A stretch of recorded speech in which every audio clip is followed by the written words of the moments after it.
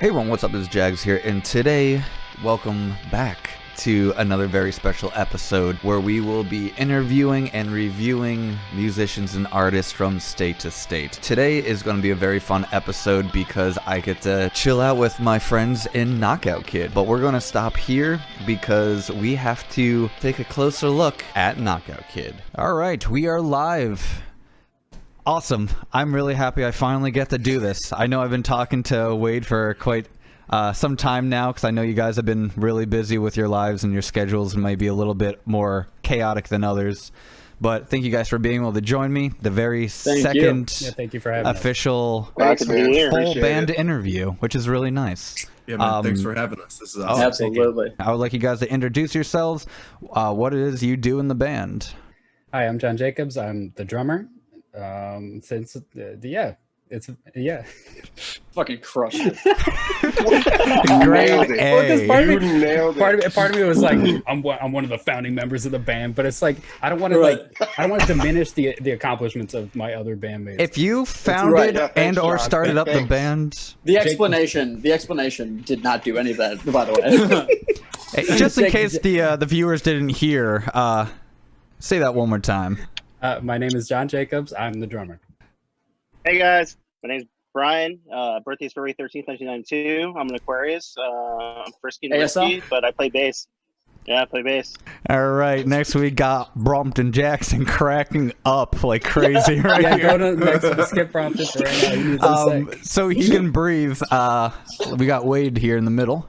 Hi, I'm Wade. I sing in Knockout Kid, and I used to live with Brian. He's a real weird guy. All right, so I'm Jake. I play guitar. And I used to live with Wade, and he is also a real fucking weird guy. I'm Brompton, and I play guitar, and that's pretty much it. Fun fact, I've been trying to get Brian to come here and live with me for like 2 years now, so... Whoa, you've never said, like, yo, Brian, move in. Yeah. Guess you're just not weird enough, I'll dude. do it. This isn't going to cause any drama between you guys, is it? Hey, it might. Yeah, might just a little I'm the bit. one for Cherry Valley. That's what it is. So You are the Cherry Valley plus. You have to move to New York, Brompton. Yeah, right. I don't want to do that. I do not want to do that. I'm sorry. For context, for those who fine. don't know, That's we're based in Chicago. I moved up about 2 years ago. I moved back, and Brian is the newest member of the band, and he currently lives in Queens, New York. That's right. Man, Represent.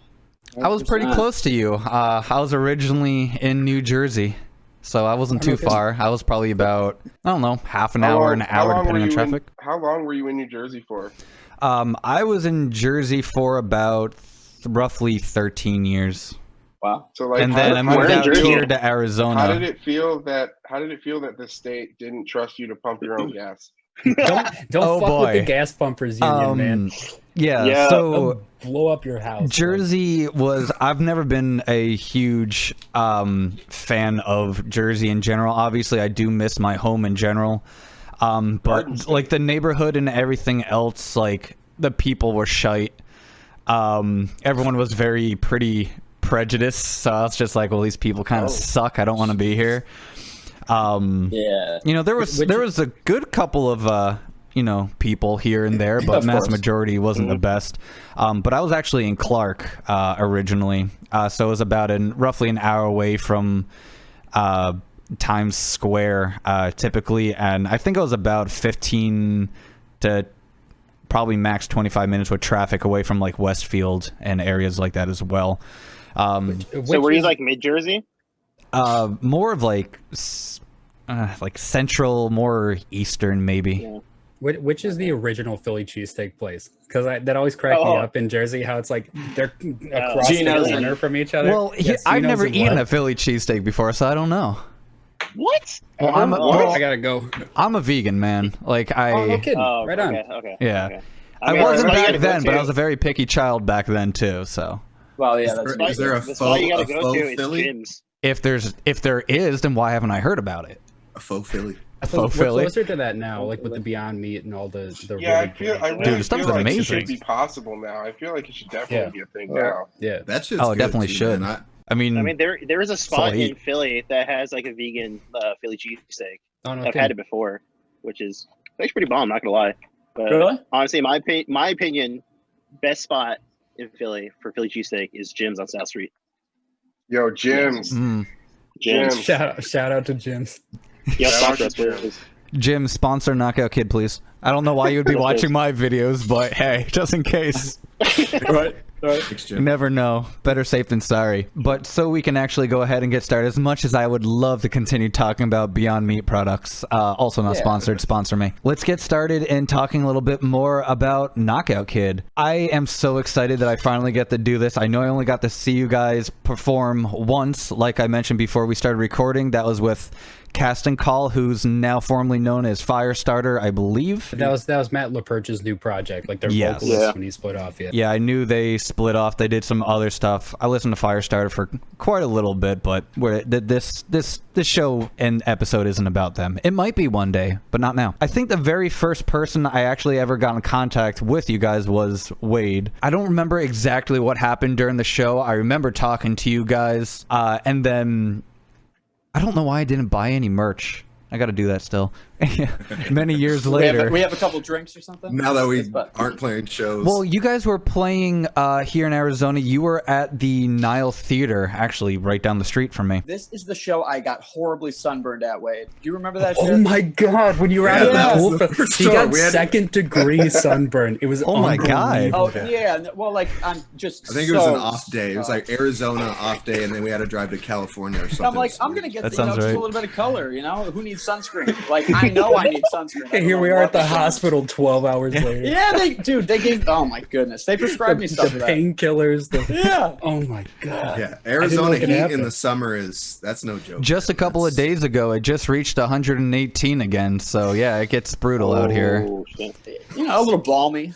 Yeah, it's no big deal. You know, Dirty just weather. don't wear a shirt in the pool for 8 hours. It'll be fine. Yeah. Don't do that out here. No, you will regret it, as you already know. The very first album that I was introduced to was It Comes With a Job Description that you guys released back in 2013. The very first song I've ever heard from that album, ironically, is the outro song of yours that I use.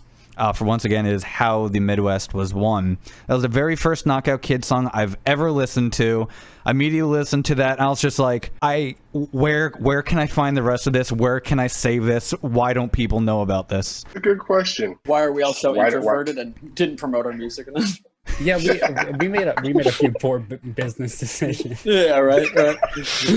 Oh, We were young. We were learning a lot. And Hey, I we get it, did have man. a few, yeah.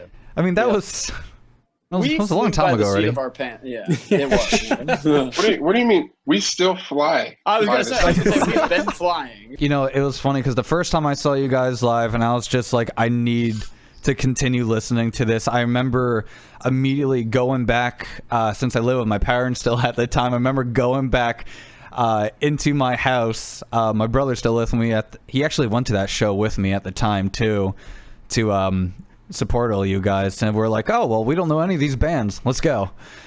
Dude, that's so sick though to hear. Yeah. And it was the That's very badass, first 'cause, time like, seeing you nobody does guys. And that. no one does. And I used to my brother and I used to do that constantly. And we're just like, oh, there's a bunch of local bands just touring from like different states. And I'm like, well, we're originally from the East Coast, so this music has to be good, right? So we go ahead, we go in there, and we're listening to everything. I remember buying a Casting Call CD too, but I think I only had enough for like one like album or anything like that. And I remember looking at my brother and I'm like, hey, can you buy me like Knockout Kid too? And he's like, I got no money, man. I'm like, I can't just like, hey, can I have my money back? I had to go online and download all your music instead. I was gonna say, you could have just be like, "Hey, can I rob you guys of a CD?" Be like, "Here's 5. We don't care." I literally just went on we haggled. YouTube and We just haggled. like put it on loop. Yeah, it's Awesome. Well, that's whatever I that's could at the time to incredible. rep you guys a little bit more. But Yeah, so like even people that like rip our music offline, like Oh. I think We love it. our new album was leaked like 1 or 2 days before, and like absolutely, please, like I just want. And that was so This is Yeah, what's that- crazy to me. Like, That Yeah. people care enough. how did this happen? I don't Yeah. even know how it happened. like the I fact know, that I people thought will that, take like- the time I to be downloaded the like, leak. I need this I was like, album "How now. does it sound?" Yeah, That's awesome. No, it's Especially after the lull that we had from 4 years. yeah. I'm gonna be the one to bring it up. Yeah, no. There's 3 just years. that people still care and that Yeah. are just they're plugged into us enough on social media or wherever we post stuff. And they're just, they're trying to get it early, which was cool to see. Yeah. Yeah, very humbling. So incredibly humbling, honestly. I really don't hear about people in general leaking local artists' music in general, maybe like larger artists, but the fact that people are so hungry for your new music, they're like, I don't even care if this is illegal, screw you guys, I'm listening to this now. And the fact that you guys love that makes it 10 times better, because now everyone's just like, these guys are like a million times cooler now. Like they don't care. They're here for the music. Well, and also like just to be totally realistic about like the profit margins, like you get 0.0004 cents per stream. That just went up now too, so now you guys get a penny. Oh, well, actually, then, that's stop crazy. fucking illegally downloading. So wait, hold on a second. Yo. So you're saying we get 1 penny per stream now? Yeah. That's unbelievable. per But I no, was really, just it's- reading an article. I actually just talked about this with a step ahead as well, is that Spotify, I believe the owner went ahead and actually just increased the streaming revenue up to that 1 cent instead of the 0.0004, like John mentioned here. Yeah. Which it doesn't sound like much, but in the long run, realistically, if someone plays your album like once per song, you're getting a penny. That's a lot more revenue coming back towards you guys. Yeah, but at the end of the day, I think if you have 10 songs on the album. Yes. it adds up over time. It does. But yeah, I'm really glad that people are listening. I don't care how you got it. Oh, yeah. We're just going to keep Completely doing it. agreed. That's Yeah. not how we make At this money. point, it was like we just knew there were some people out there that still wanted it, and we were, Mhm. we're like, please, let's just get it to them. We owe them. Yeah. Yeah, Because I that think was the vibe. we had a post about finishing tracking in 2017. 3 I think years they're- ago, nearly to this, to the We day. have finished tracking for Hero Insomnia. Yeah, Can't and then wait like to a year share it. later, can't wait to 2 share years it. later. We were Yeah. like the kings of the coming soon. Another thing I did actually want to bring up real quick. So since the very beginning, since I started listening to you guys, going from It Comes With a Job Description album, after that Manic, and then now our current album here for Hero Insomniac, I was actually, just before we got started, I always take in at least like an hour plus to listen through every single album, every single song. I did that with A Step Ahead. Obviously, I did that with you guys too, just so I can get familiarized with the music again. Some of the songs I haven't listened to in years either, and it's really nice actually going back to that. So it's just like I'm making a whole brand new playlist, by the way, for everyone I interview. So like you guys, A Step Ahead, other bands down the road, like you guys are all getting your own little Spotify playlist. I'll eventually be releasing in the future. Awesome, man. Thank you. No, and I love yeah. it's just great to hear somebody actually listen through the whole thing, and not just be like, whoa, there was some screaming I heard, That's usually the first thing that comes to my head. It's just like, whoa, a pop punk band that screams? I've never heard this before. And you're like, Whoa. but have you heard it this good before? There's a difference. It was funny because I think the first, I remember listening today, it was, which song was it? I think it was the Callback EP I went back on for Spotify. And it was Wake Me Up When We're Underwater. I remember listening to that and it was like a little bit like softer. And I'm like, okay, yeah. And then like I listened to the transition from that album to what you guys have now. And I'm like, God damn. Yes, more, please. Awesome. That's so good to hear. It's really interesting because I like bringing up other bands as references that I have interviewed or chilled with at a point in time when I had the free time before we got hit with the worldwide fun time. So, when I was talking to A Step Ahead, I was talking to them a little bit more about you guys as well. And a lot of it was, I did have to cut out because that ended up being like a 2-hour video in general that I had to cut down to 32 minutes. So there's a lot of content, you don't see. But I was talking to them a little bit more about the fact that they couldn't quite remember who you guys were, but they remembered your name. But at the same time, when I told them, and I'm like, I just finished talking to Wade, he remembers you guys very well since you guys played a show like together. A dick now. And then I was just like, yeah, I'm calling somebody out. But that's okay. I have a shite memory too. It's okay. It's been that's what like I said, it could have been years. that. Yeah, it could have been such a long time ago. I mean, they've done so much. They've been a band for 10 years, so they've done a lot. You guys done a lot. They've We're seen the hundreds, last thousands band of to take bands. offense. Yeah, we're not going to take Yeah, offense it's not to that for personal. 1 second. So going in between all the different albums of yours, everything stays fairly consistent, which is not a bad thing for me. Particular for your guys' sound that you go for is something that I like to see. Even when you change things up a little bit, try to go for a different sound altogether, it still sounds like you. A lot of bands have a difficult time doing that. Well, what's a good example for that? It was like when Newfound Glory tried doing their Sirius album. Everything was like a million times slower. It didn't sound like the old school stuff. People got so pissed off about it. But to me, I mean, I still love the album. Are you talking That's about that's like Coming one Home? of Coming Home, yeah. that's like one of their favorite albums. Yeah, It's a good album. Wait, That is you a like good that album. Yeah. Yeah. There's some bangers on it. It's definitely not their. Yes, not there my- is. not my No, favorite. it's not Is the that the best. record with but Love it's and good. Pain? Is that song on there? Love and Pain? Yes, yeah. It's a jam. It is a good But yeah, one. but But I mean, a point lot of taken, yeah. people didn't really like it. I guess I was the black sheep, but a lot of people just were just like, this is too slow. This is too serious. Jordan, what are you doing? This is terrible. And I was just like, they're exploring a little bit more. That's what bands are supposed to do. It's not always going to work, but, you know, their newer album now, everyone's just like, why didn't you do this before? The thing with them is they've been around for so long, Yeah, and they have such a cult Yeah. following that they're allowed to kind of go outside the Yeah, box. right. Like, It's kind I of would welcome. agree. You guys at this allowed to point, go like, outside the box? I mean, you have. They kind of do that now too. It's just like every other album now. It's just like an experimental album for them, Yeah. and like I get down with it. Yeah, because also they're They're just so not going to good. be in the same headspace that they were when they made the product that we enjoyed so much. Yeah. I that mean, is true. realistically, they're also all like in their 40s now. So like, Yeah, Yeah, right. I'm sure They- they're they can make- pushing yeah. 50 at this point. Like, how crazy do you want really want to go with that? Yeah, that's crazy. But Yeah, they can make records for themselves. Yeah. yeah, it's really Yeah, cool absolutely. because you guys always had that more of that metal and punk influence in all of your mass majority of your songs.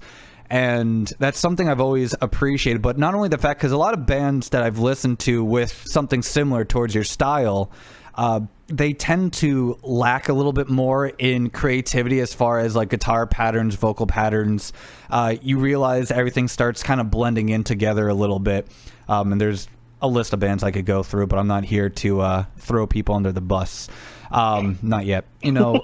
And being able to listen through all of your albums, everything has very similar tones, which I appreciate because that lets me know I'm listening to you guys. You know Wade's voice anywhere, in my opinion. I Yeah. think it's very Hell yeah. distinct.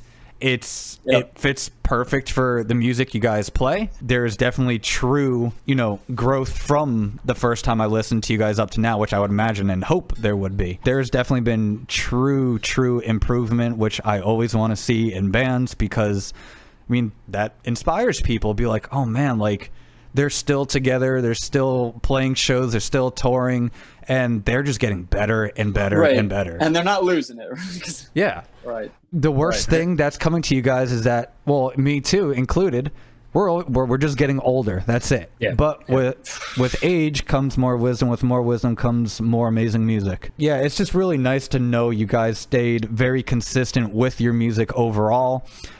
Even if it was from your older album up to what we have now, you can still hear the fact that you still know it's Knockout Kid. You still know, based upon the tones, the vocals, the way everything is organized, and especially the way everything has been. I mean, production value obviously went up too, which Well, I would think, also like, imagine. As we went further album after album, we learned how to write parts that were cool, but then like parts that fit cohesively that built up to something. I don't know, on job description, some of the songs, okay, we ended with the exact same chorus that played 3 other times and they didn't build up. What I thought was cool about Hero was that we were able to write songs with metal sounding guitars and riffs and whatnot that weren't self-serving. Like it had a purpose, which is to drive the song forward. Yeah. And not just shred or try to. Yeah, and Jake was also, since he won't talk himself up about it, he's also very cognizant of Wade's vocal range. So he also is very aware. Of course. No, well, that's true. I mean, there was one track that didn't make the album. Well, right. That was my bad too. I'm like, hey, wait, let's record this three full steps up. No, but I appreciate the challenge. Each time I go into the studio, it doesn't get repetitive to me. I love that you say that we've stayed consistent with our sound, and it's us. As soon as you hear it, be it from the guitars, be it from the drums, the tones, or just the voice. But it's cool to hear an outside perspective of that rather than just a lot of people don't get the outside perspective. Right.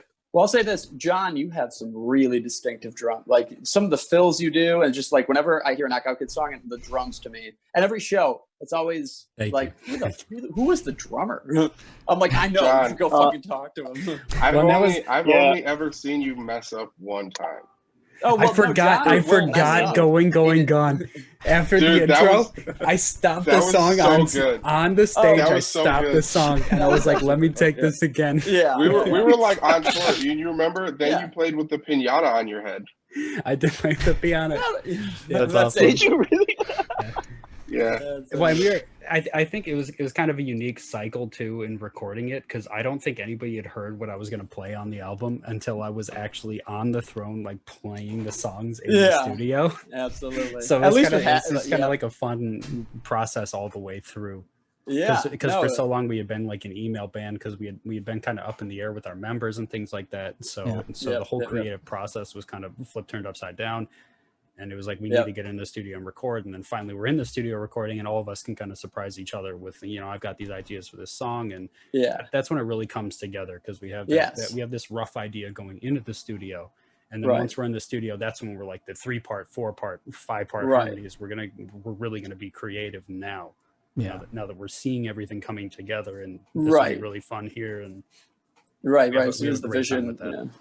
Yeah. Absolutely. Or we're at each other's throats. Yes. Either way. It's all for the final product. We have the best artistic vision in mind. That is the truth. Yeah. We always concede to whatever is the best idea. I don't think Yeah. It's always the pursuit of the song. Yeah. There's no genuine pride when it comes to the final product, where this just actually works better. Whose ownership that works better. Yeah. Right. It doesn't even matter. I mean, all you guys obviously have an equal share in everything. You all have your parts to play. You all contribute towards it. And then it's just like, it's funny because I've also seen a lot of bands also be like, yeah, they wrote the song, but like, I'm the band. And you're like, okay. I hate that. I don't think that's true. Okay, that's and it's like, all right, Diva, calm yourself. Right. It's not your band, and the fact that now your band members heard that, they're probably not going to be too thrilled about meeting up with you next time. Right. Yeah, that's not good. Yeah, don't do that. Any bands out there, please don't. And if you do, then it's a good way to leave the band if you want to quit. There's something I want to mention. And something I've actually always been meaning to ask you guys, how did Knockout Kid come to be? Jake and I had a metal band called Behold the Throne. I think it was, 13 years ago, 14 years ago. We've been playing music a long time together. Yes. And we had a few other friends, and then finally we decided to get together and do this pop punk project. And to be fair, John, you only played in that band to humor me, really, because I wanted to play metal. And you were like, friends with the band. I was like, that I was going to progress, perhaps beyond it. You were like, please, dude, can we just like sit down and write something like with singing? We had some really great music, though. I'm not gonna lie, but we had fun. To toot my own horn. Yeah, and then we got together and we recorded this demo, and we went to Sam Ash to find members. Yeah, we burned demo CDs to bring to a music store to find a bassist, to find a vocalist. Right. Yeah. We took our horse and buggy there. Yeah. That's actually genius. How old were both of you guys at this time? 18, 17, 18. Yeah. Well, yeah. Dude, to be a 17-year-old walking into a music store with like your probably shitty demos. Shit fucking demos, dude. Awful. Awful. Like, dude, that takes like that's huge balls. And that's I was playing guitar at the time. It only I wasn't on drums. Like we were looking for a drummer. Carl there. Well, Carl was the only one who was ever going to take that bait. Yeah, because Carl was working at the store. Yeah, God forbid it had been any sane person.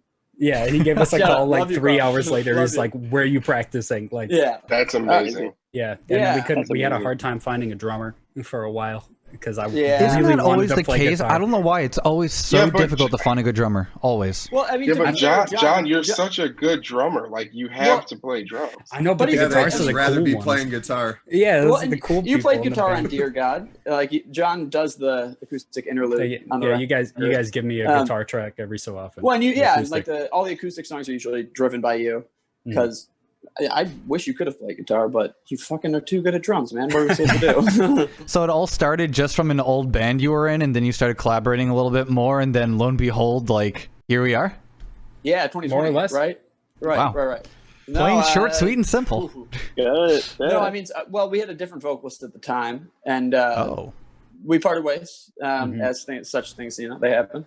Yeah. And then we got a message from Wade, who was in Texas with a band called The Face for Radio with Mr. Brian Nunes. Yeah, we were in like a really. Were you guys in New York when Wade contacted us? But Wade was from Texas. Yeah. If we want to get into a full circle story of how we're who we are now, I think you should do it.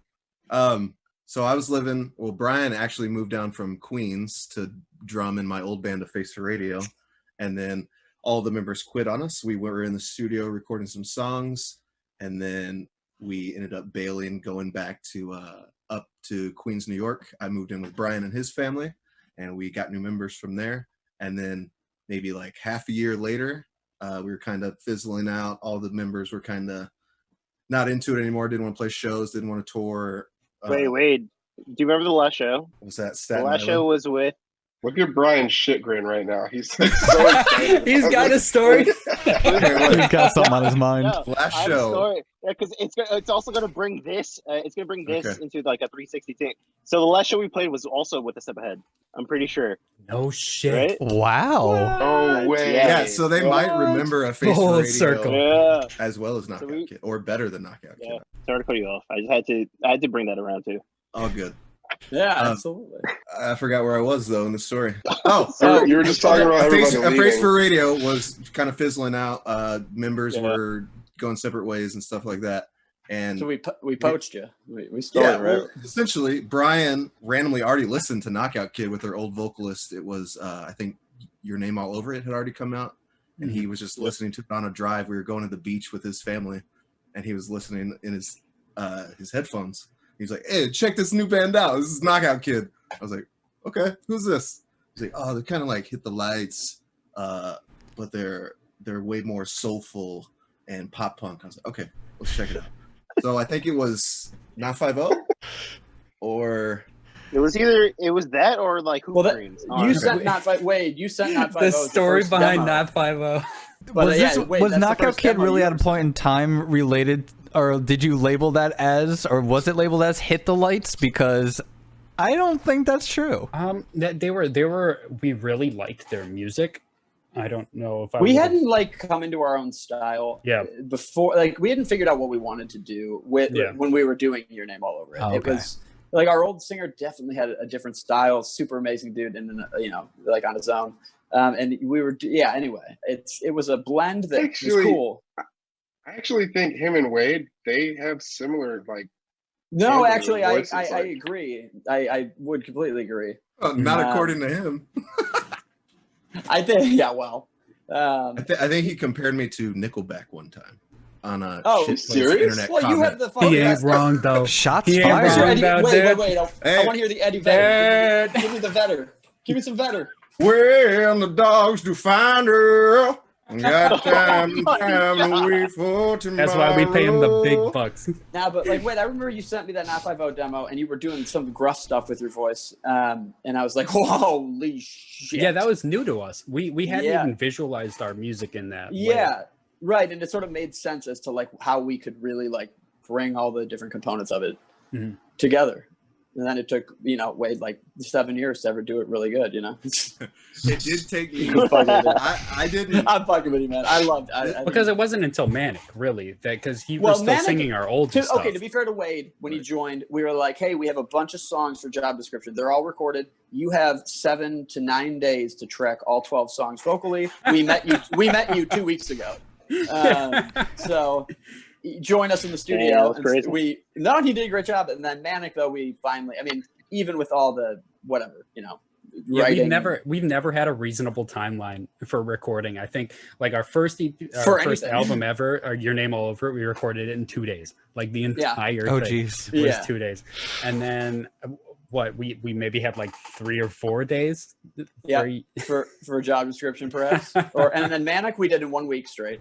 And then we had a single 4 years. We had a single that like neither of us were there at the same time. Yeah, so that's like right. I'm just there recording a mix with that was Safety Net though, where you did the sick drum stuff at the end, man. I remember being like, I should never be here because like if anything, I still think we should like re-record Safety Net. That'd be so sick. Yeah. So before I move any further on talking about your guys' brand new album here, which is going obviously the whole purpose of this meetup here, time for a step ahead's question from them to me to you. Who is your favorite band member? Oh shit. Oh, I heard them say that too. A step ahead or No, of your own band. All right. Of our own band. He wanted to cause some drama, I think, but So I remember from the episode. It's me. I'm gonna save everybody some time. It's the drummer, dude. Everyone just says the drummer like he's my favorite. Let's be real. Like, think about all the bands you know, and think about how little drama you have with the drummer of that band. Like or do we all across the pick board. ourselves? Like, do we just each pick ourselves? John is that's preaching right now. Like, I totally get that. Deadass. Like, think about every single band. You never had a problem with the drummer. You're like, you never came back to the band. You're like, man, that drummer's a dick.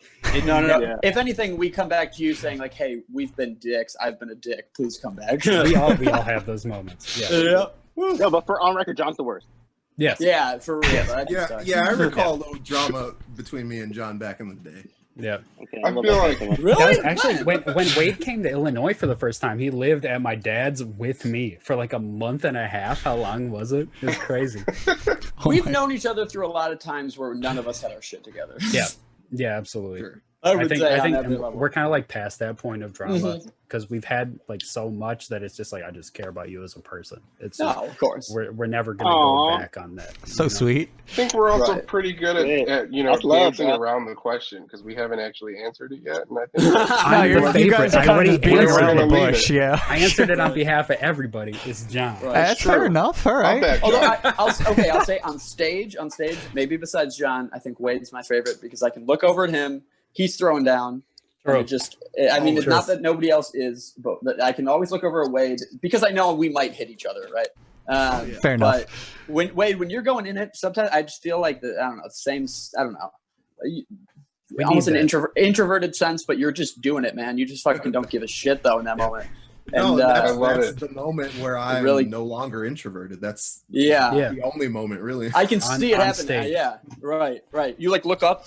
What's up? Whatever, dude. It's amazing. I love it. Yep. Well, I think that disconnect is important too because you have that like on stage, you're just the baddest motherfucker that ever played music, and then the second you get off the stage, 100%. like you're no more important gassing than me up anybody over here. That's in the crowd. Yep. You know, Right. that's some real shit. I'm just an audience member at that point. That's like some you real just shit. got to have that persona, and that's important. And I like. I wish I felt that way on stage. Usually on stage, I'm like, I am inadequate.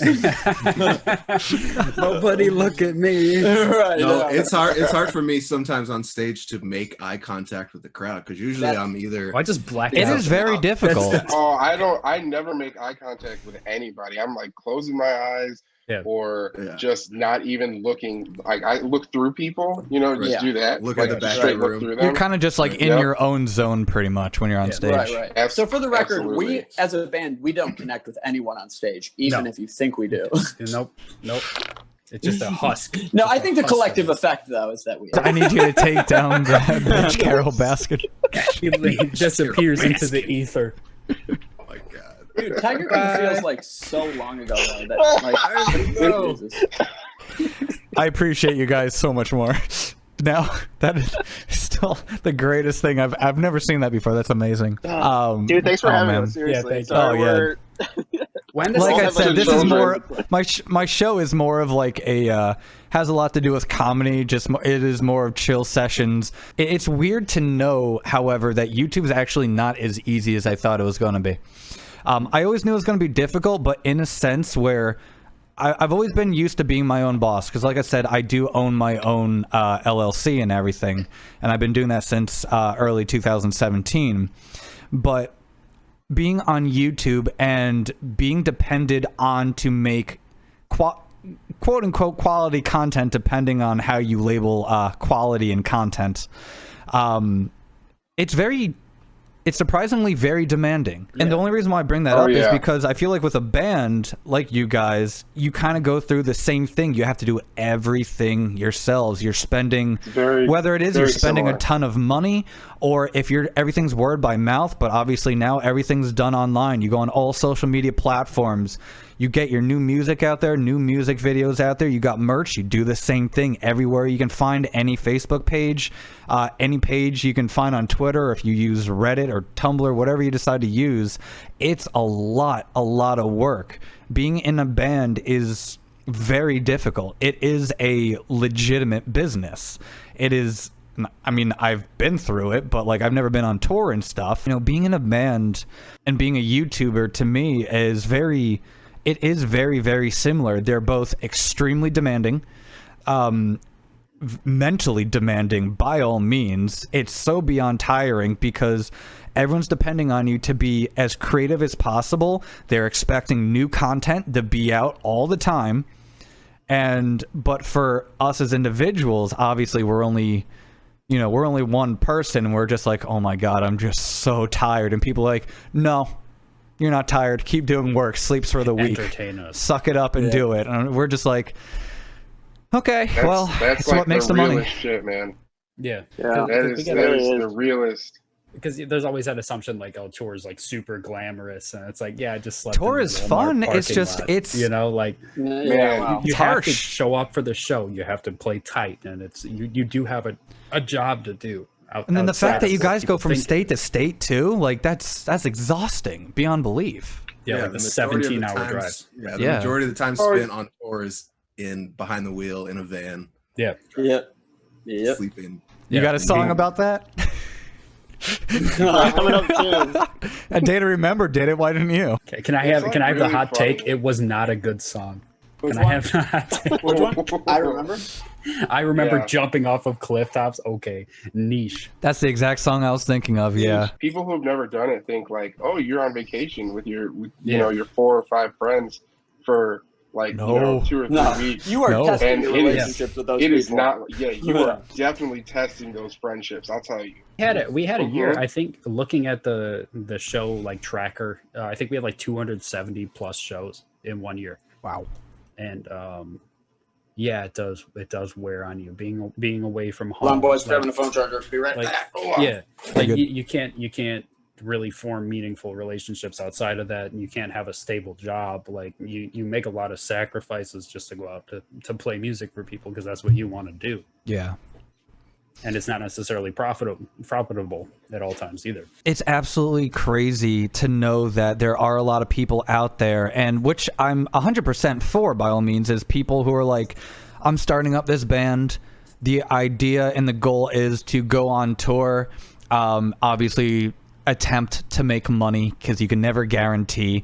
I mean, like we mentioned before, like starting a band is a business. The only reason to start a business is because you want to take a risk on something you are passionate about, something you love doing. Even if you're just doing it by yourself, it's the same story. But there's so many people out there, like you were saying before as well, is that people are like, well, I'm going to go on tour, and they have the mindset where they're like, this is going to be the easiest thing ever. And I was like, I've never done it, but I know you're wrong. It's not a party. It's not a party. You have a real job to do. There is a time and a place for partying.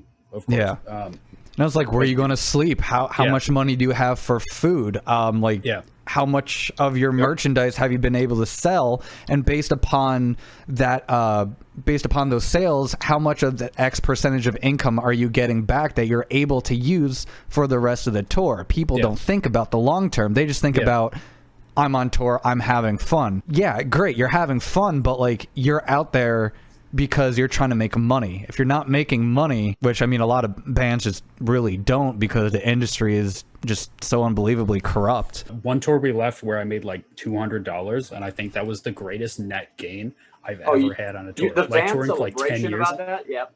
Yeah, Dude, it's an investment. Do you remember we played that one show and we all took money home in like Michigan, and we were so stoked. Yeah, nice. That's rare. I was so happy.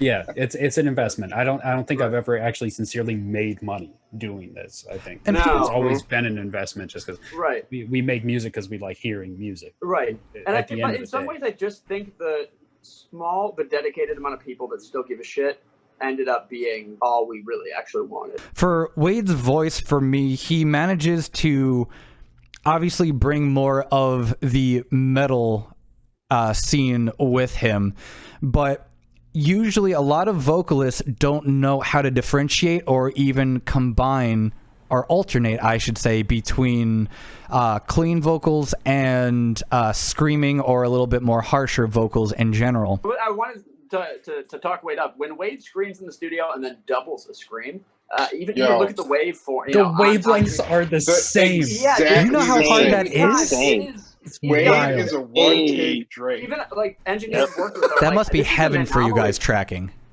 It's insane because it's like he lays it down, and then the engineer's like, okay, can you double that? And then he's like, okay, and then he does it, and then that's it. When your double has been done legitimately, but you think it's a copy and paste. No, yeah, the engineer's like, wait, sorry, I didn't. That was the old take. Do it again. It's like, oh no, that was the new one. You heard it. What I'm getting at is just the fact that I understand how difficult it is, but I also appreciate the fact that you don't actually just scream. You mix a little of that harshness in with your clean vocals, which I don't understand how you do. I don't get it. Years and years. I wasn't able to do that. It is incredible how you can do that. Knockout Kid. Around Manic when I was really embracing it. Yeah, no, I remember it was like House on Hell. I always think of as being like, are we doing it clean or are we doing it like your new gruff thing? I mean, it all worked out for the best. He's like both at the same time, and you're like, what I love is like when we're playing shows and like Wade will just kind of throw some scruff on, just some random stuff, and I'm like, oh yeah, okay, spicy.